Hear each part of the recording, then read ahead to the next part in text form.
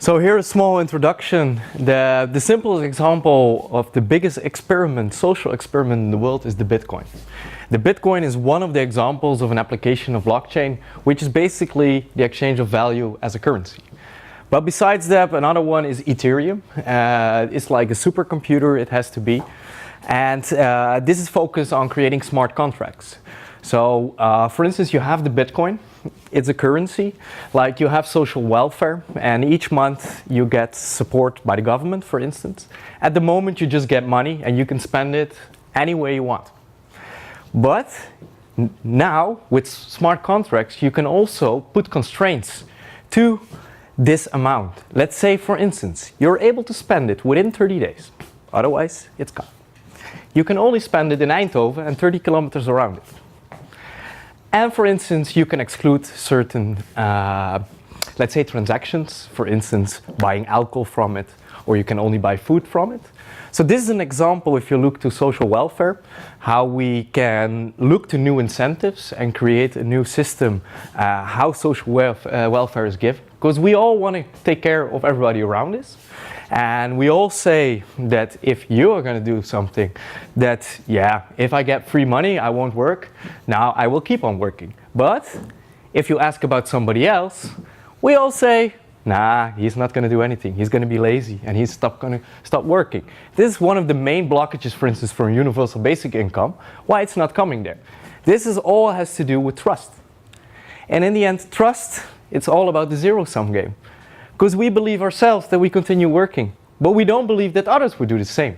Why is this? This is because we lack trust. The internet connected us, but in another way, it also disconnected us.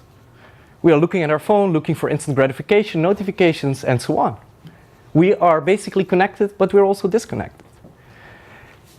With the blockchain, we have a new principle, and I look at it from a real utopian point of view, but it is up to us how it's going to evolve and how it's going to contribute to our society.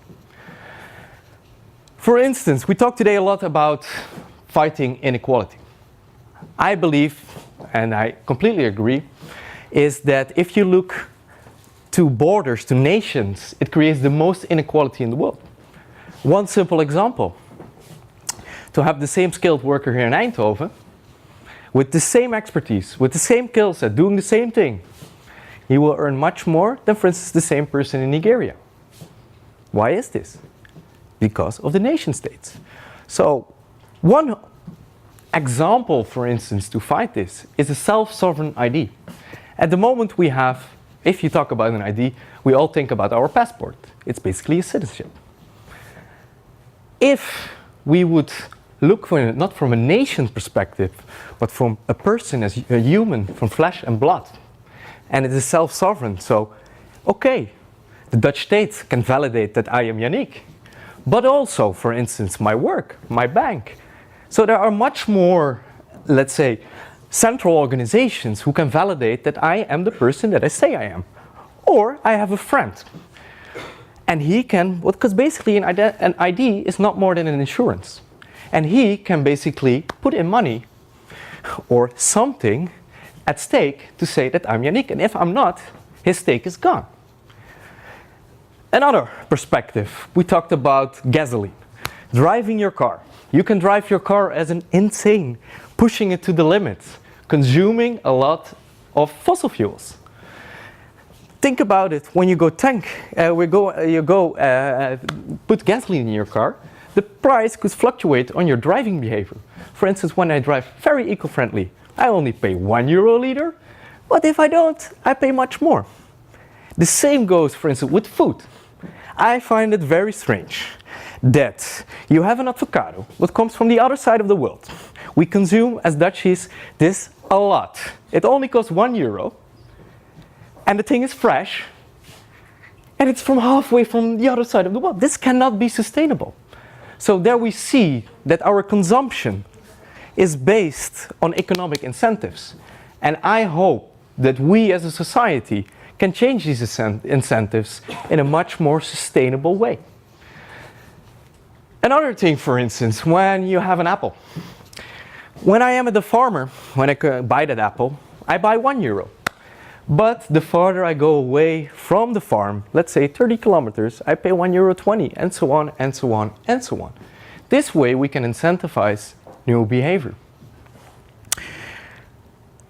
Then, for instance, if we look to the consumption of water, every human needs to consume water. What you see now is that one source, anywhere in the world, it gets pumped out of the ground too much that it destroys the ecosystem there.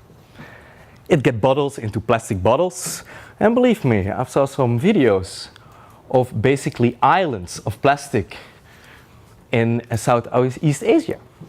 This is something that we all contribute to by consuming water. Netherlands is a bad example because we can drink our water from the tap that comes out of our sink. But in lots of other parts of the world, that's not the case. So they have to consume water via bottles. But if you look to water, it's basically anywhere in the world. So why are we subtracting it in one central point and consuming it at the other side of the world, making a lot of negative impact? And then there is inequality again. At the moment, there is so much food that everybody can eat, maybe even 2 times. But the distribution, that's what it's all about. And I believe that through globalization, it was very nice for the efficiency that we have gained. But on the other hand, it also created a lot of impact that's not tangible in money. And I want you all to activate to think about it. Because with blockchain technology, we are able to create decentralized communities where no central authority is necessary, where we as a community together can vote for the governance and together can act without trusting a central authority. And what I say here is very utopian. What I say here is it's the positive side. But I want to activate you all to start thinking about it and acting together on this. Thank you for your time.